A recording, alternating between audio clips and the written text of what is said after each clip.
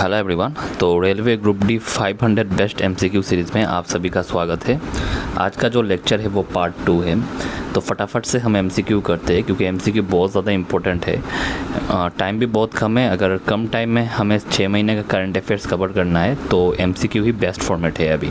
Okay, अगर आपको details में पढ़ना है तो आप मेरे व्हाट्सएप नंबर 9365651319 पे व्हाट्सएप करके जो है आप डिटेल पीडीएफ प्लस एमसीक्यू जो है वो आप कर सकते हैं। यानी एक साथ जो है आपको सारे एमसीक्यूज़ मिल जाएंगे जिसका प्राइस आपको 71 रुपीज़ में मिलेगा। ओके, चलिए अभी स्टार्ट करते हैं। तो पहला क्वेश्चन है, India's first ever standard for cloud computing data centre performance and ethical AI development were notified by. तो किसने नोटिफाई किया है ये आपसे पूछा है।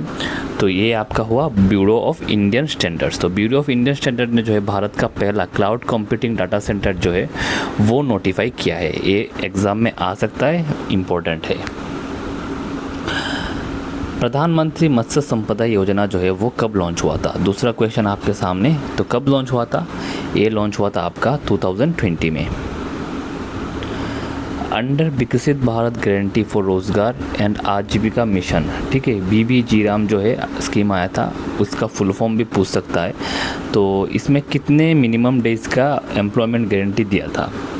तो ये आपका तो एक ज़रूरी सूचना, रेलवे ग्रुप डी का लास्ट 6 मंथ का थ्योरी प्लस एमसीक्यू पीडीएफ जो है वो अवेलेबल है एक साथ। अगर कोई भी इस पीडीएफ से पढ़ना चाहता है, अगर आपको बेनिफिशियल लग रहा है तो आप 71 रुपीज़ में जो है इसे एनरोल कर सकते हैं। एनरोल करने के लिए व्हाट्सएप नंबर 9365651319 पे व्हाट्सएप कर दीजिएगा। ओके, चलो, तो 125 डेज इसका आंसर होगा। द सशक्त पंचायत नेत्री अभियान वो कब लॉन्च हुआ था? तो ये लॉन्च हुआ था आपका 4 मार्च 2025 को। Okay, the mascot Pragati and Vikas are associated with which initiative in India. ये जो मास्कॉट है हमारा प्रगति और विकास, ये कौन से कैंपेन से एसोसिएट है ये आपसे पूछा है। तो ये आपका सेंसस ऑफ इंडिया से जो है ये आपका एसोसिएट है। ओके, नेक्स्ट क्वेश्चन ये बताया गया है, रायसीना डायलॉग 2026 में, रायसीना डायलॉग 2026 में चीफ गेस्ट इस बार कौन थे? ओके, तो यहाँ पे आपके सामने 4 ऑप्शन दिए गए हैं। तो यहाँ पे जो है हमारे एलेक्सेंडर स्टब, ये कौन से देश के प्रधानमंत्री है ये आपको बताना है। ओके, चलिए, the union cabinet has approved the extension of the जल जीवन मिशन। जल जीवन मिशन जो है उसको कब तक के लिए एक्सटेंड किया गया है? तो ये आपका एक्सटेंड किया गया है 2030 तक।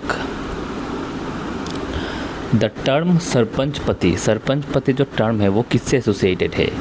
तो सरपंच पति जो है ये आपका एसोसिएट है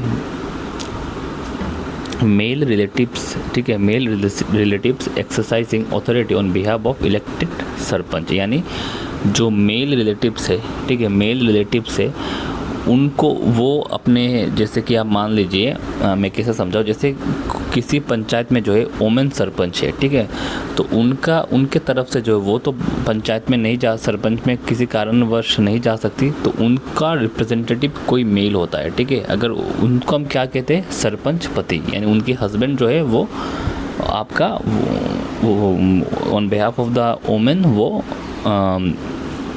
रिप्रेजेंट करते हैं। ओके, चलिए, regarding the removal of the chief election commissioner, ठीक है, व्हिच स्टेटमेंट्स आर करेक्ट? तो द प्रोसीजर, द पहला ऑप्शन है आपके सामने, the procedure is provided under article 324(5), ठीक है। The CAC can be removed in the same manner as supreme court जज। तो आपका आंसर क्या होगा? तो आपका आंसर होगा ऑप्शन ए और बी, दोनों आपका ट्रू है। आर्टिकल 324(5) जो है ये आपको पावर देती है इलेक्शन रिमूव करने का, और जो है सुप्रीम कोर्ट के चीफ जस्टिस को जैसे आप रिमूव कर सकते हैं, ऐसे ही आप CAC को रिमूव कर सकते हैं। सशक्त पंचायत नेत्री अभियान ये कब लॉन्च हुआ था? तो ये आपका लॉन्च हुआ था मार्च 4, 2025 को। Okay, Consider the following statement regarding the Jan Vishwas Amendment of Provision Bill 2025। जन विश्वास अमेंडमेंट ऑफ प्रोविजन बिल 2025 के बारे में कुछ दो स्टेटमेंट्स दिए गए हैं, आपको बताना है कि कौन सा स्टेटमेंट करेक्ट है। It seeks decriminalize and rationalize minor offences. Okay, it provides for an automatic increase of 10% in fines and penalties every 3 years.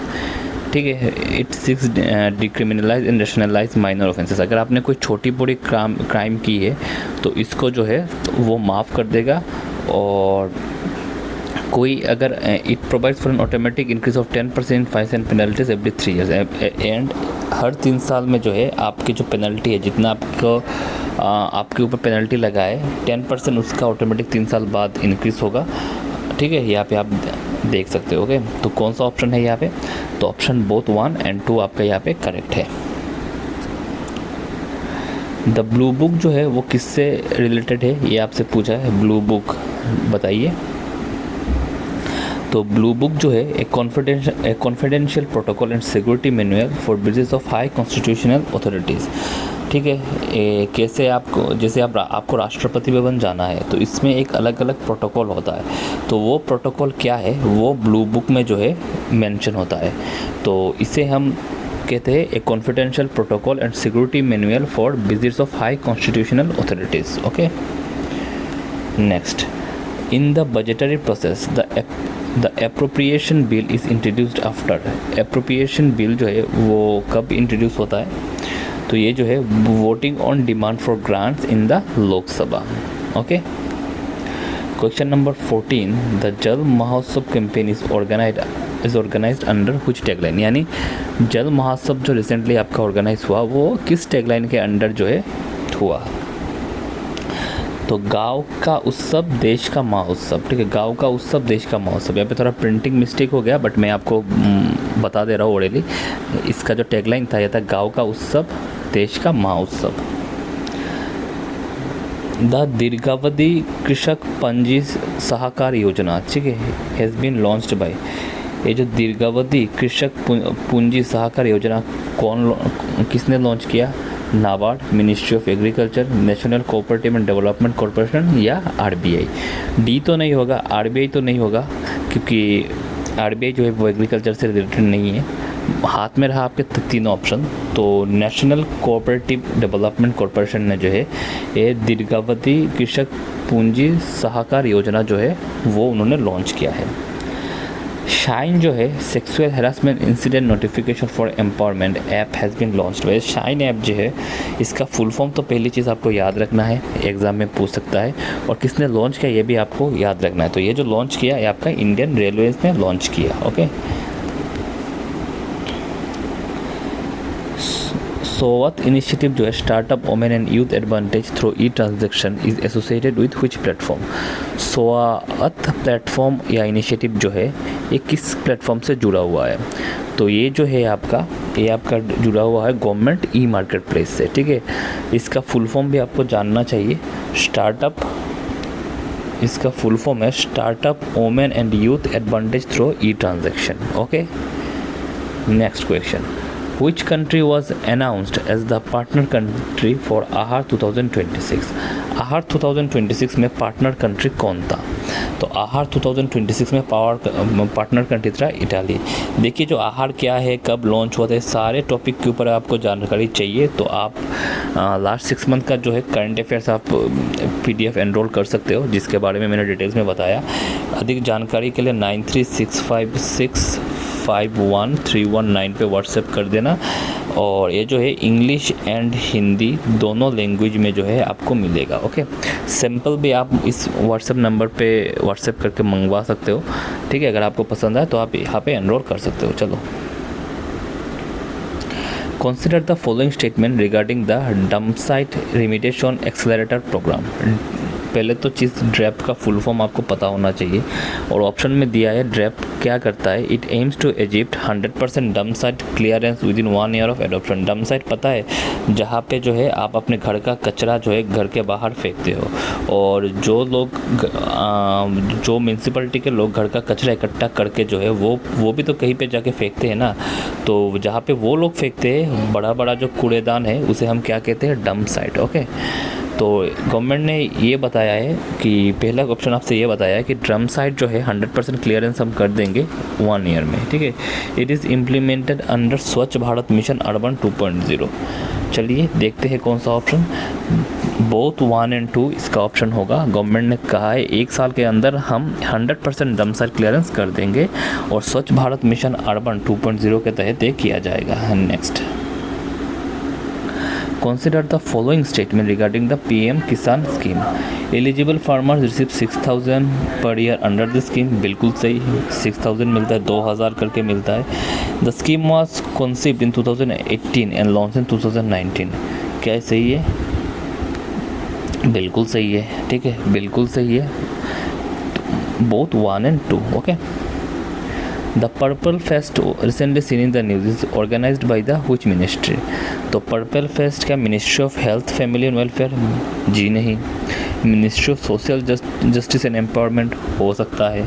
Ministry of women child and development? बिल्कुल नहीं। Ministry of culture? ये भी नहीं।